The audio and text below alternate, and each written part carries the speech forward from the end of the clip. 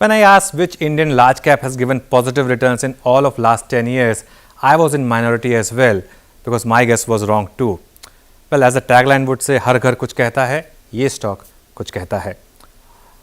A wonderful stock for portfolio investors. It's on course for 11th straight year of positive returns. In fact, in the last 12 years, this stock has given 2100% returns excluding dividends. That's Asian Paints, of course, in a period when the Nifty is up 295%. Now, that's a compounding of 29% versus 12.5% for the Nifty. In fact, a lakh invested in Asian Paints in 2008 is now worth 22 lakh, again not taking dividend into account. And for good reason. It's literally a stock for all seasons. In the last 10 years, it has never reported a drop in annual revenue or profit. Now, I always compare stocks with sports. All of us remember Virender Sehwag's triple centuries and the 6 sixes that Yuvraj hit. Both great players I also enjoyed. But we would seldom remember the gritty 80 or 90 odd of Rahul Dravid in Australia, England or South Africa, which were worth gold. Asian Paints is the wall of Indian stock markets like Rahul Dravid was for Indian cricket. Look at what it's done in the year in which the market's down.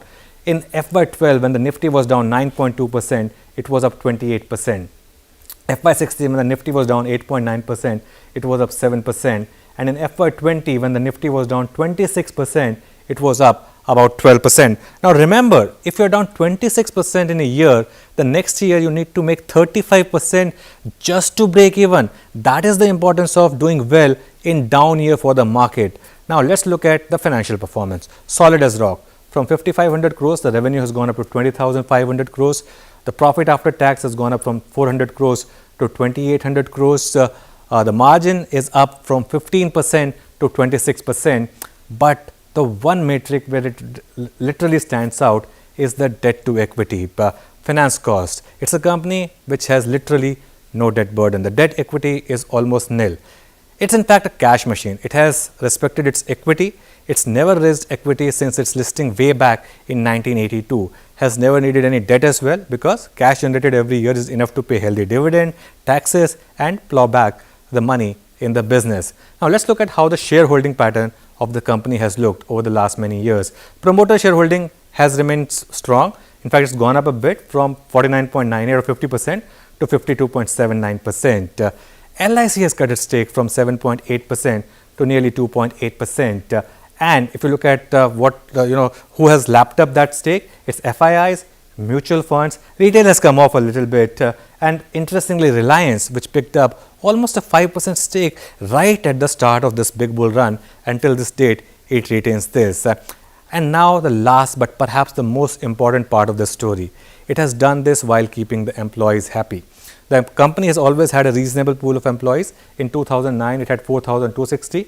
It's gone up to only 6,751 in FY20. The employee cost has gone up from 371 crores to 1,366 crores, meaning it's given reasonable increment every year.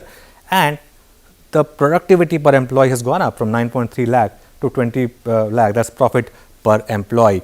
In fact, this year, when most large cap companies were announcing salary cuts and freeze, Asian Paints announced a salary hike. Let's look at what the company's managing director and CEO said. I see this as an opportunity to step in and interact with every single employee and assuage their concerns in an uncertain marketplace. We are not in the hire and fire business, and as a mature brand, have reassured employees that we all are together in this. Big statement. No employees will be fired since it's not the culture of Asian Paints to terminate employees due to loss in business. A great company and a great stock as well. A company which has managed to keep all stakeholders happy. The shareholders, its customers, its employees and the exchequer. I draw these lessons from the success story. Be the best in what you do instead of mindless diversification. Respect your equity and as much as possible avoid taking debt. And take care of your people in bad times because you enjoy good times because of them. Phenomenal stock, phenomenal company, and that's off the charts for today.